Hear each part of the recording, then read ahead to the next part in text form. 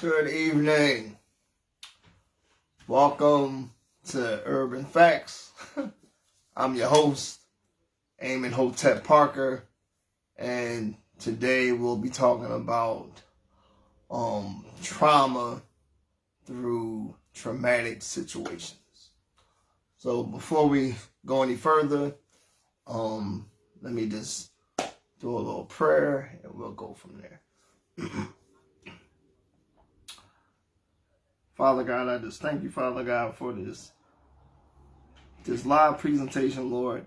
I ask you just to use me, Father God, and give these people knowledge to help them learn and be educated and better the lives of themselves and their children. In your most holy name I pray. Amen. All right.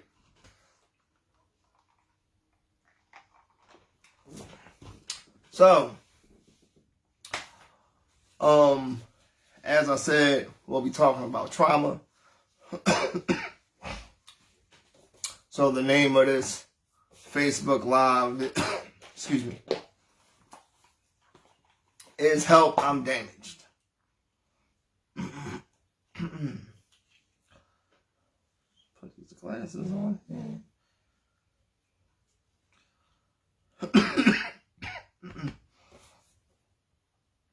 So,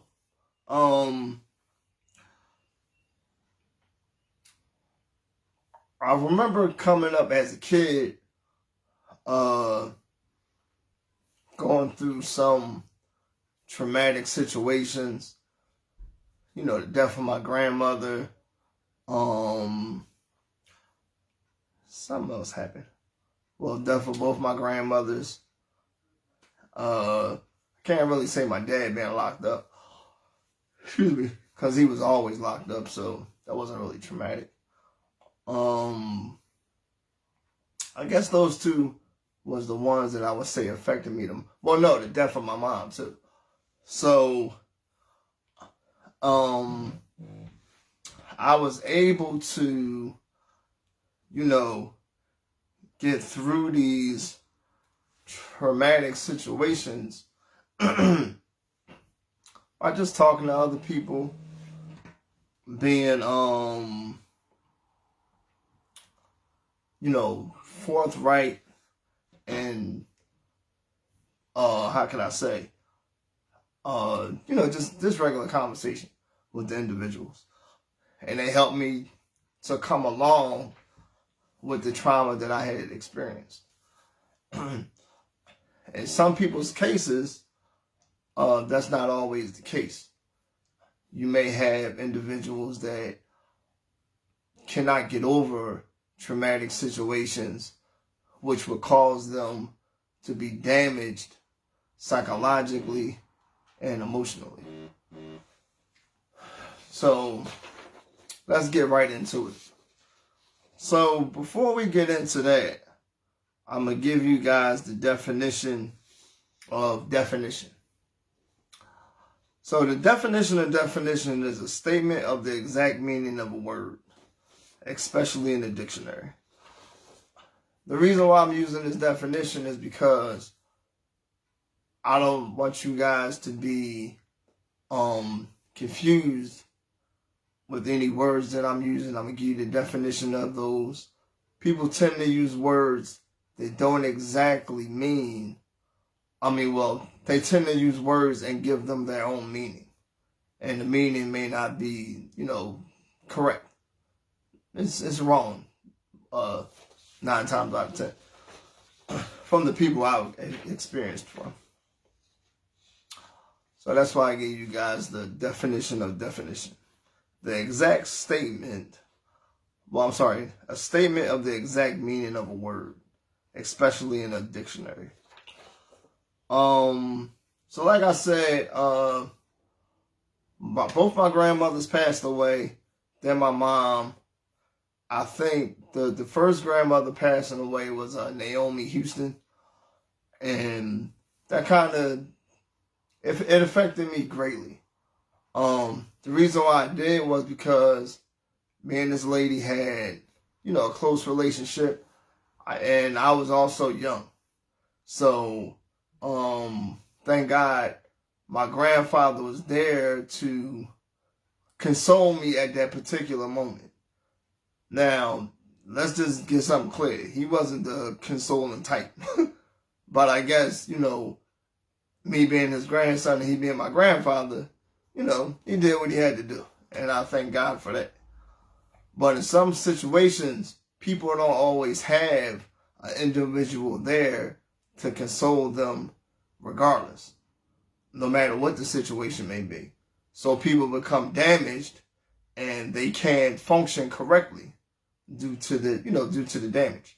If you drive in a car and the car has an accident, you have an accident in the car and some parts of the car are damaged and isn't repaired, then the car isn't going to function correctly.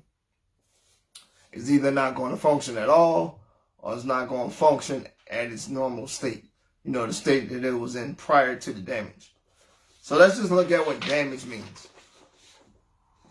Damage, as a noun, is to injure, to harm that reduces the value of or usefulness. So it's like I just said, it won't function to its full potential prior to the damage that happened. So damage for a human is called psychological trauma. And besides the death of an individual, you can have psychological trauma due to a divorce. You might have went bankrupt. Your home might have burnt down. The loss of a child, death. The breakup of a relationship. It's a variety of reasons that can give someone psychological trauma. So, psychological trauma or emotional trauma is damage or injury to the psychic after living through an extremely frightening or distasteful event, distressing event, and may result in challenges in functioning or coping normally after the event. While each person who experiences a traumatic event will react differently, many do not recover well with a proper support system and do not experience long-term problems. Like I said, when this happened with me, thank God my grandfather was there, or who's to say that I, may be experiencing long-term problems due to my grandmother's death. Some people, however, after experiencing a traumatic event, will go on to develop challenges directly following the event or within a few months of the event. And for some individuals, this never is resolved. It can affect the person's relationship with other people, the relationship with, with themselves, because they never had the damage that was caused to be, correctly rectified. Correctly corrected. Properly is what I'm trying to say. So, if you want some more information on the psychological or emotional trauma, you can go to casecadbh.com. It's a mental health site, and then you can get some more information in regards to that.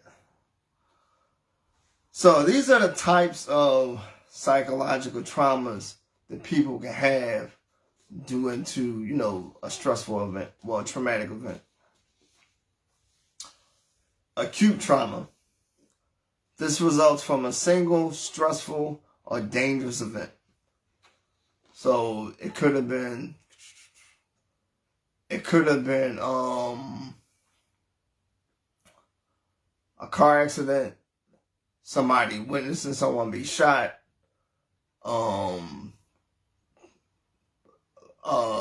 your house burning down, your child being killed in the streets, anything that will cause a lot of stress that will cause this person to have some type of traumatic trauma. Excuse me. Chronic trauma. This results from repeated and prolonged exposure to highly stressful events.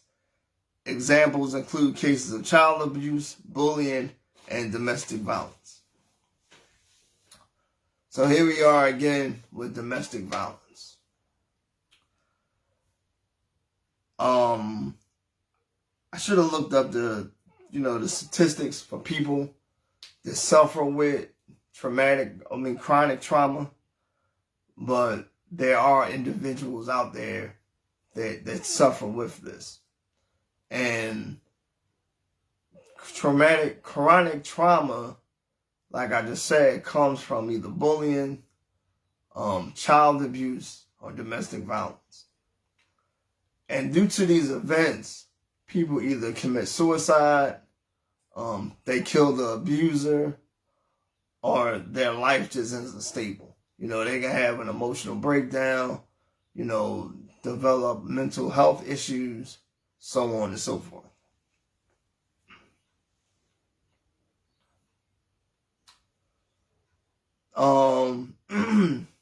When this happens with a kid,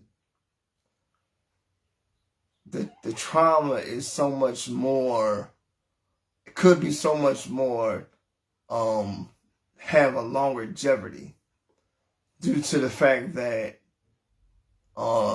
it may not be corrected within a correct amount of time, fast enough is what I'm trying to say. So like I said, it could be child abuse. It could be child molestation. Somebody could be touching your child. The child could have chronic trauma due to their mother or father being in a domestic violence situation. You never really know, how the child is developing if they're witnessing these types of events.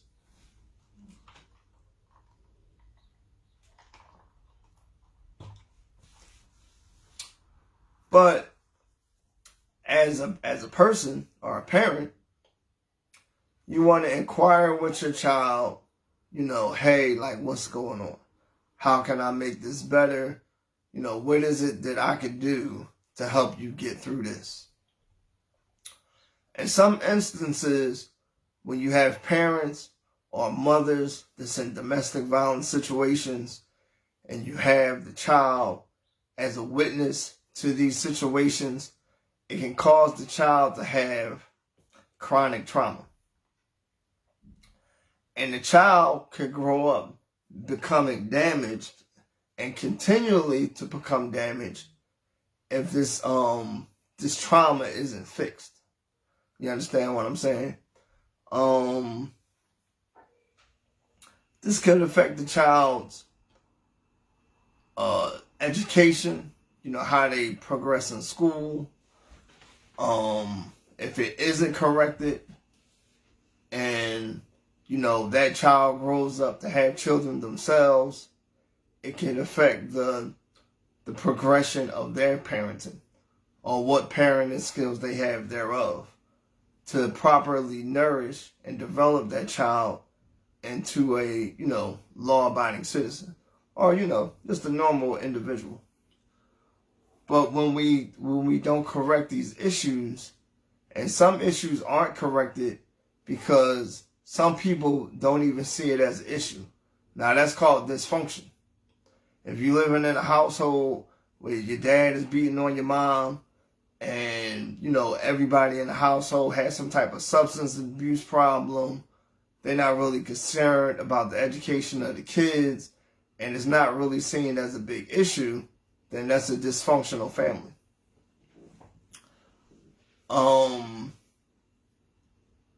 I would say, just to take a guess, out of every 5 families in the inner city community, it's at least one dysfunctional family. That's out of every 5 families. And like I just said, most people don't realize what dysfunction is because that's how they was raised. You know, I was telling a friend of mine today, I was talking with another friend some years ago, and I said, hey, you know, you remember eating beans 3 days out of the week?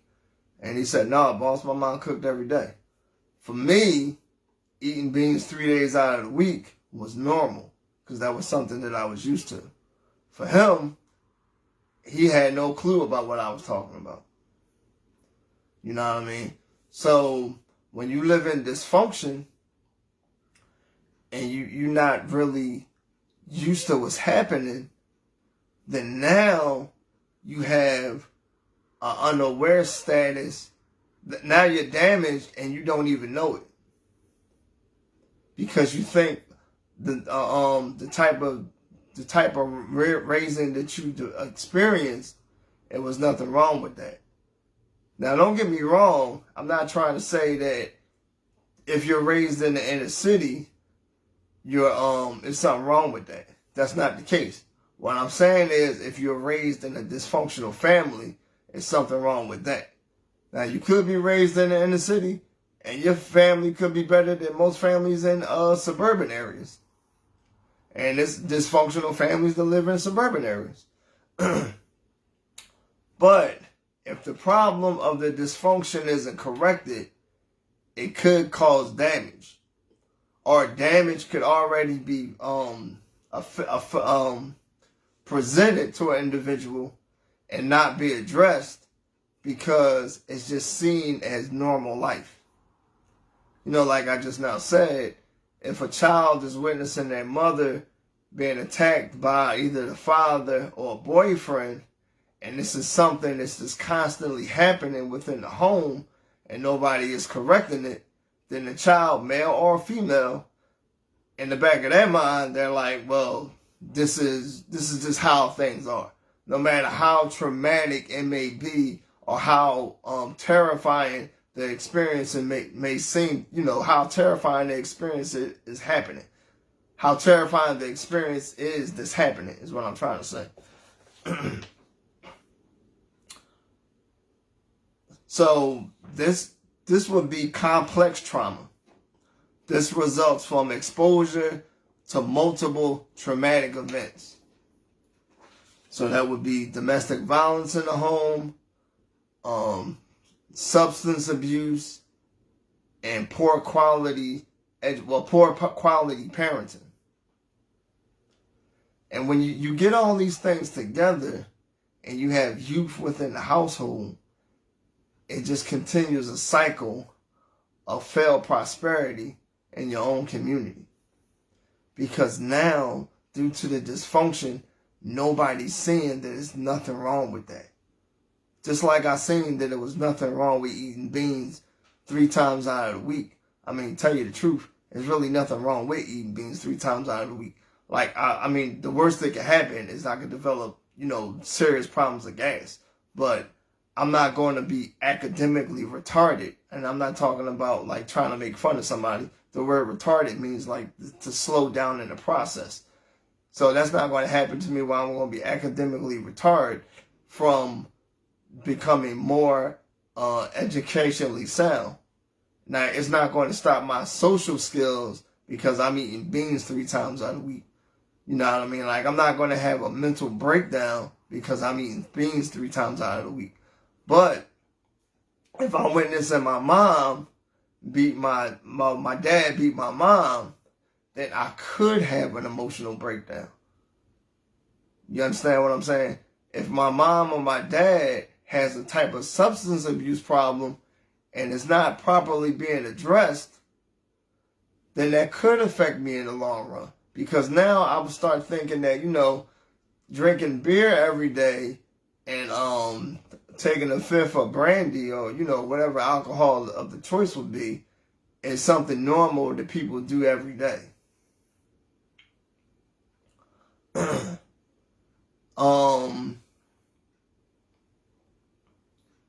We have to realize as parents that we are the ones that are responsible for the proper development of our kids. Now, some people, they leave that responsibility up to the teachers. But what if by some crazy notion, well, some crazy happening, that all of the teachers in the school are not of great quality? So your child is now receiving poor education. But if you're not parenting properly, you're not going to notice that your child isn't academically developing the way they should be. And that would cause a problem for the child, because that may cause a delay in his education. It may cause the child to be stressed with school, because they just can't catch on to the work, or whatever the case may be.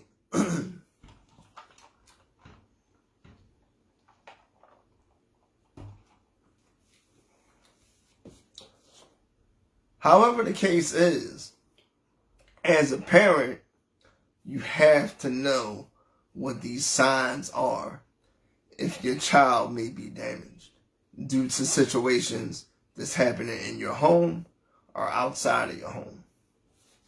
So here's just a few signs that will help you pick up if an individual may be damaged or not. Every time the person hears a love song or see a couple that's happy, they get angry or upset. So that's telling me that they may have problems. They may have trauma from a relationship that went bad. Standards you have are nowhere near what you have to offer. You have complained that everyone always just wants jerks. What? You have complained that everyone always just wants jerks, or lashed out at everyone. Yeah, I copied this from the website. That doesn't even make any sense. What they're trying to say is that everybody is a jerk. And the people just lash out at everyone. Like you're trying to get help from somebody, but the person is just lashing out at you. Like you may say, hey, can you help me set up my unemployment? But due to the person, they might lash out at you and be like, hey, get away from me. Like, I don't have time for that. Go find somebody else to help you with that. They just lashing out at you for no particular reason. Your parents rule your life. People have told you that the way you're behaving is unacceptable and you need to get help. I've never heard that particularly towards me, but I've heard people say that about other individuals. Now, let's just sit on this for a second. So people have told you that the way you're behaving is unacceptable and that you need to get help. Now, for me, I only really take advice from people that I consider to be credible. Like they have a good reputation. They're not experiencing trauma, or they're not a damaged person themselves. Their life is in pretty good shape. I'm not going to be a fool and allow a drug addict to tell me that the way that I'm behaving is unacceptable and I need to get help. Because in their mental state, it's no telling what they think is acceptable. The fact that I'm not using drugs may be unacceptable to them. You understand what I'm saying? The fact that, let's just say my dad was beating on my mom, and I'm in a marriage and my dad believes that, my wife is, ruling over me as my wife. Taking control of my life. Like she's the authoritative figure in the household in regards to me. And then my dad says, the way that you acting is unacceptable. in regards to, how you allowing your wife to treat you. But he's beating my mom, so I would say the acceptable reaction for him would be for me to beat my wife as well. So you have to be careful with who you get advice from, and you have to make sure that these are credible people that know what they're talking about. Because just because they do something a certain way doesn't necessarily mean that you do something a certain way. And sometimes that the advice that they give may not be damaging. It just may be a different viewpoint that the person is sharing with you. Like if I make a cake and my cousin makes a cake and, I put the ingredients in one way and he put the ingredients in another way, he may say that's unacceptable, but there's no harm towards that. If you understand what I'm saying, it's just two people making a cake in two different fashions.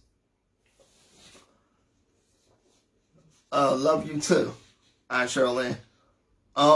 So here's some other signs. People of all genders tend to avoid you. So that's people, male or female, straight or gay, they don't want nothing to do with you. Like you're not the life for the party. Like soon as you walk in, people are like, oh man, here come Abdul, or here he come again with his mess, or here she come with her complaining. Like if people are telling you this, or you get that type of reaction when you come around people, then you might be a candidate for being damaged. I said might. You don't really see your potential partners as people. Now this is a problem too. You're in a relationship with somebody and you don't see them as a person. You may see them as like a servant or your child or just nothing at all. You might just see them as a sex object or whatever like that. You have to be careful with how people view you in relationships. I had somebody tell me the other day that, some women have problems with other women due to the fact of how they was treated by their mother. Now that's very exceptionally true, because due to how somebody is treated by their parent, it could cause traumatic, traumatic injuries to the person, which causes that person to be damaged. And like I just said, depending on how they grow up in the household, the individual might not even realize that they damaged. They just might feel as though ain't nothing wrong with me. You supposed to do this.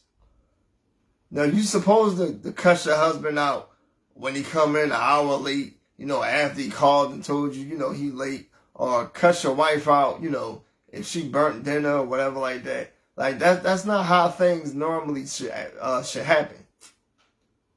You know what I mean? Like it should be love within the household, so that love is flowing throughout the family. Not all this dysfunction and trauma that's causing people to be damaged as individuals. So I highlighted this one. You've hit your partner, but berated them, stonewalled them, or otherwise abused them. I chose this subject because we just started working with domestic violence. And this one sign right here is a clear example of how the abuser and the person being abused could be damaged. Now, don't get me wrong. I'm not saying that all abusers are damaged just because they abusing you. Some people just jerks, or some people, they don't have proper upbringing. That don't necessarily mean they damaged. You know what I mean? So, but I would say that percentage is very small due to the fact that most abusers do have problems in their home coming up as a kid. Like I tell people, the kid is not leaving the situation when their mom is being beat on is learning from the situation when their mom is being beat on. You know, like, you don't always have to be in front of somebody and somebody giving you instruction. You can learn from somebody by just watching them. So, we have to be careful with the type of relationships that we go into. You know, this whole Facebook Live segment is directed towards domestic violence. You know what I mean? Because I want you guys to see and to realize that if you're damaged as a person, you can damage other people. And if you don't realize that you're damaged, that's damaging. Because now you got a lit fuse and you don't even know it's lit. And to tell you the truth, you don't even know how long this fuse is. The fuse could be like this, or the fuse could be like that. However long this fuse is, when you blow up, who's ever in front of you is going to be the person that catches that wrath. You know what I mean? We have to, as parents, realize that there has to be proper functioning within the household. And like I said, sometimes you might not even realize that. You know, go over a friend's house, or, you know, watch a TV show, or read a book on parenting. I would definitely suggest reading a book on parenting, because it'll point out some things that you're not doing. Because as individuals, if we're raising these kids incorrectly, then they're going to be raising their kids incorrectly. So I had these questions I put up on Facebook. They call it should questions. And the purpose of these questions is to help people think. You know, help people think about certain situations that, you know, that go on in society, you know, go on with the family, you know, so on and so forth. So one of the questions is, should a 16-year-old female be dating a male that's 19 years or older? It was, you know, a lot of people said no, but it was a few people that said yes. And, you know, some people based it off the maturity of the two people, but I got a 17-year-old and a 15-year-old. Now, don't get me wrong. At times, they really mature. At times. They're not mature enough for me to leave delicate situations in their hands, like learning how to drive by themselves, like raising children, like being in a relationship with a guy and I'm trusting them that they're not going to let the guy talk them into having sex. They're not that mature. I have to make them that mature. It's my responsibility to do that.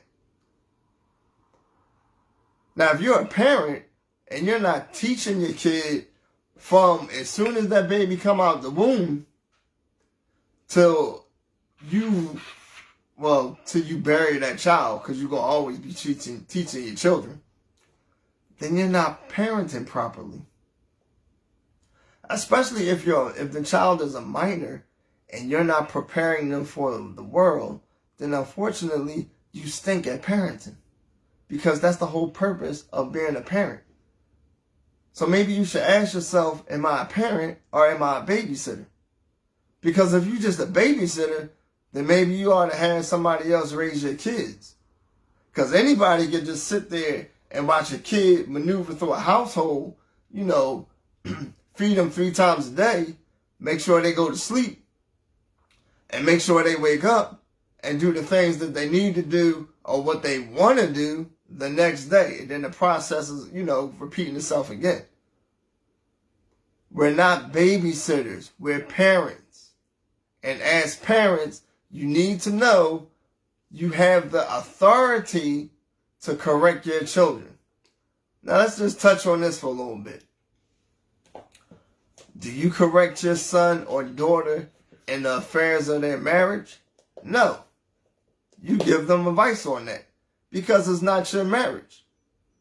You know, your son's wife could be cooking spaghetti and you might not like the way she cooking it. Or, you may say, well, that's not the way I used to make the spaghetti for you when you was a kid. Well, tough. It's a different technique now. Now, you can give the wife advice on how to make the spaghetti, but you can't tell this woman how to make it because she's not making it the way you used to make it for your son. Now, if the son isn't used to the way his wife is making the spaghetti, and then for some weird reason he starts beating on his wife, then that's when you come in with the correction. Regardless if you agree with how the wife is making the spaghetti or not, you have to tell your son, you can't beat on this woman because she can't cook like me, or that's not something that you used to. But if you allow that to happen as a parent, then the child was going to think, and I don't care how old the child is, that what I'm doing is correct. Because the number one authority figure, which should be always the parent under God, hasn't said anything.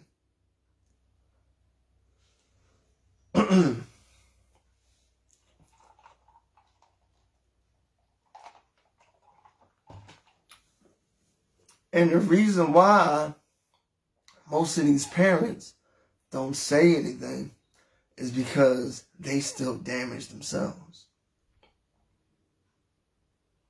You understand what I'm saying to you? Like when people have traumatic car accidents and they were the driver of the vehicle, some people don't never drive again because they were so damaged from that experience. When women have been in domestic violence situations and they experience any type of domestic violence, they never put their hands on it. Never.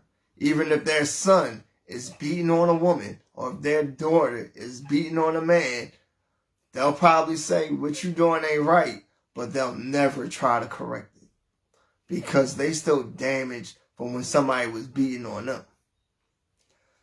I have a individual that works for me, and I've told her that I can't lie. She's a phenomenal person.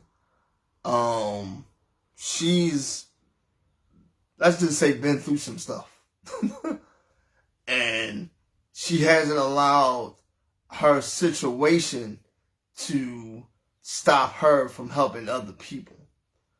And this is what we need to do. We can't allow these situations to stop allowing us from helping other people.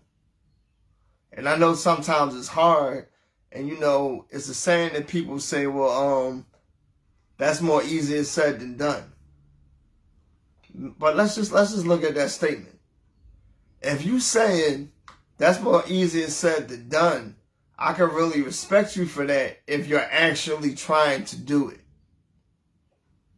Like when Jesus was carrying the cross, now if he wasn't carrying the cross and he just left it from, wherever they gave him the cross at, and somebody came up to him and said, Jesus, why you not carrying this cross? And he said, well, that's more easier said than done. Well, you're not doing anything, Jesus. You're not carrying the cross. So how you know it's more easier said than done? But that wasn't the case. He was carrying the cross. So he could say that's more easier said than done. You can't say that's more easier said than done when you're doing nothing. Of course it's more easier said than done. You ain't doing nothing to do it for anything to be done. So you have to at least, and I'm not saying that, it's easy to do, but you have to make an effort to do it. Because if you don't, you're going to continue on to be damaged.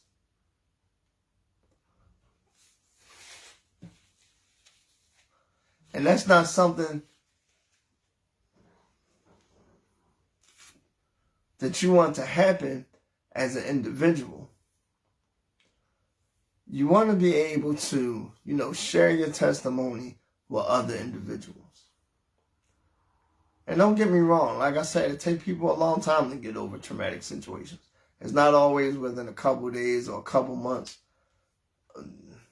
Sometimes it is a couple years, but let's not make it forever. And you may need that time to pull yourself back together because the event was so damaging that the time that it takes for the damage and the injury to be recovered is longer than it would have taken depending on, a different situation. If I take my car in to get the brakes done, I can guarantee you I'm going to have the car back, within that same day. If I take the car in to get the engine replaced, that's more of a, how can I say, it's a more bigger event. So that's going to take more time for, the problem to be corrected and then resolved so the car can run back at its normal state. But if I don't take the car in to get the brakes done or the engine redone, then the damage to the car is going to continually happen. And the car won't run at its normal capacity. It won't function correctly because I'm not trying to correct it. You understand what I'm saying to you? I'm not trying to correct it. Like I'm just trying to push it off to the side and say, well, I'm going to just forget about that. Until that one day when I absolutely need this car and I go to start it up and it ain't nothing happening. This is what happens with people too. If they don't get the damage corrected, one day they may not never wake up. Or one day something may not operate correctly. Because the stress and now the health issues that's going along with the problem that caused the initial damage isn't being corrected. So if you're not going to correct it, now you're causing more damage. If I don't get these brakes done, it's going to cause damage to the rotors. And then it's going to cause damage to the shocks. And then it's going to cause damage to the alignment of the car. And now it's becoming more of an expense. When you wait for damage to be corrected, the expense starts to become more and more expensive. So the problems start building up. They start building up. They start building up. They start building up to where as though you can't even afford now to correct it because now you overwhelmed. And this is how people commit suicide. Now, don't get me wrong. I'm not saying that it's your fault that this is happening. It's your fault if you're not trying to correct it. We can't wallow in self-pity forever. It takes time to recover from certain things. But then you got to get on your feet, get yourself together, and start helping and operating correctly the way you used to. And if we're doing this as parents, and some of us are, then we're not only failing ourselves, but we're failing our children. Because we're not operating correctly as a parent to even know what's happening with the kids that we're supposed to be raising.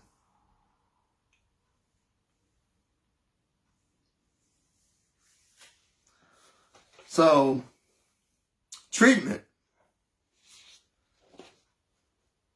Just like I said with the car, the treatment is I take my car to a mechanic.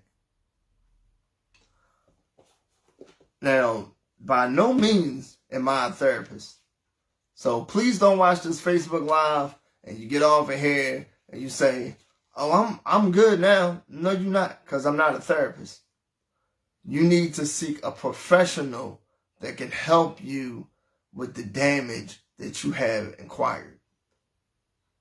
And that's not me.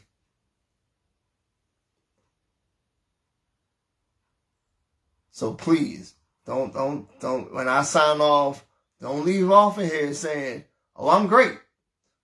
You may be. You might feel good from what I said, but I did nothing. I mean, I might have did some things to help you along, but I'm not a professional in this area. And this is a serious matter. I don't want nobody to think that what I'm saying right now, that I'm trying to come to you in the standpoint of a therapist. And I'm not. The treatment for damaged people is therapy.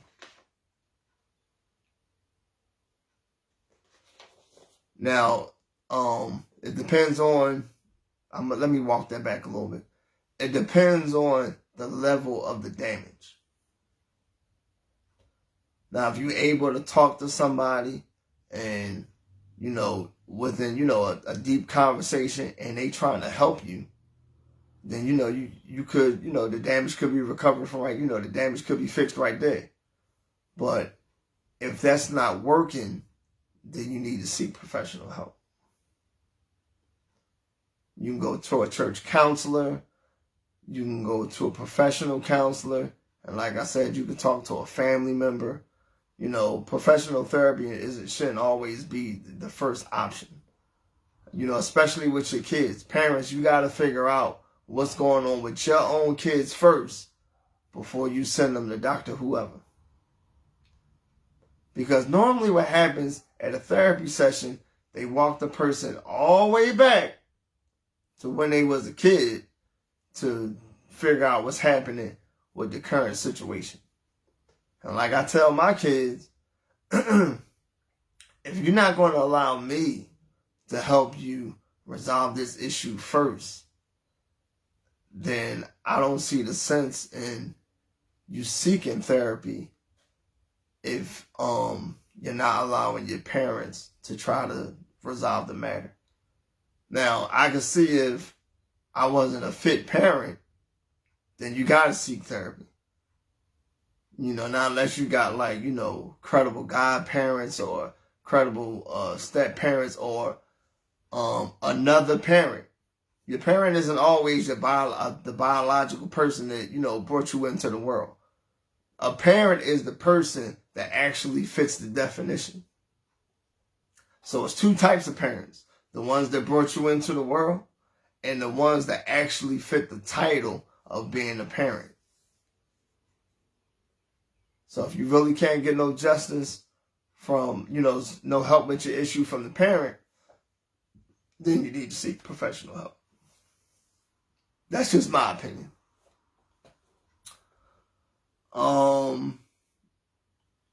For those of you out there that are damaged, I want to pray with you guys right now. Because I really want the issues that you have to be corrected so you can better raise your children, better help these children to develop correctly and not in some dysfunctional state. So I'm going to pray right now. Father God, I ask you just to lay your hands on the individuals watching this Facebook Live, Father, and just help them to correct the issues that they may be dealing with. Help them help them to go from damaged to fixed, so they can return back to their normal state and function correctly, so their loved ones can once again enjoy the pleasures and the fun that they used to have with the particular individual.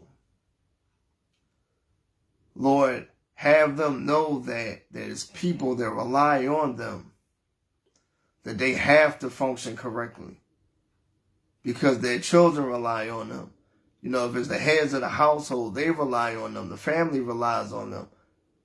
You know what I mean? If they run an organization that deals with other people, these people rely on them. Lord, give them the strength and the courage and the love to know that they need to be fixed. And Lord, for the ones that don't even realize that they need to be fixed, set the light off in them, Lord, to help them to see that they need help also. And we fight, and we go against right now this spirit of dysfunction in families, and we ask you to break it up right now, God, because it's affecting our youth. It's turning them to prisons, to funeral homes, to drugs, to all kinds of weird lifestyles.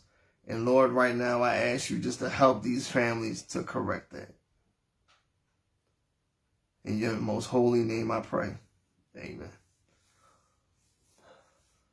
So guys, I hope you enjoyed this, I don't really know what you call this, Facebook Live podcast, a video, whatever you want to call it. But it's a serious matter. If you guys need help and you feel as though you're damaged, and if this is a child or a youth, or even if your parents are still alive, you know what I mean, turn to them and see if they can help you. But, if they don't qualify to help you in that particular area, turn to somebody else. You might have to seek professional help. You know what I mean? Your friend can't always fix your brakes. You might have to take it to a mechanic. But if your friend is credible, at least give him a shot. I hope you guys enjoyed this Facebook Live. We're still preparing for our event in the summer, the Youth Summit, the 2022 Youth Summit. If you guys want to donate to that, we got the Cash App thing in the description below. Please donate. I mean, you don't have to give hundreds of dollars. I mean, if you want to. I mean, you can give what you can. We'll take whatever you possibly can give. But we really want this event to come off so we can, better educate and cultivate these youth so they can escape the torments of discrimination, life in the streets and poverty, so they can see that they do have a brighter future. And, and they go on to be successful people. So thank you guys again. Thanks for coming out. God bless.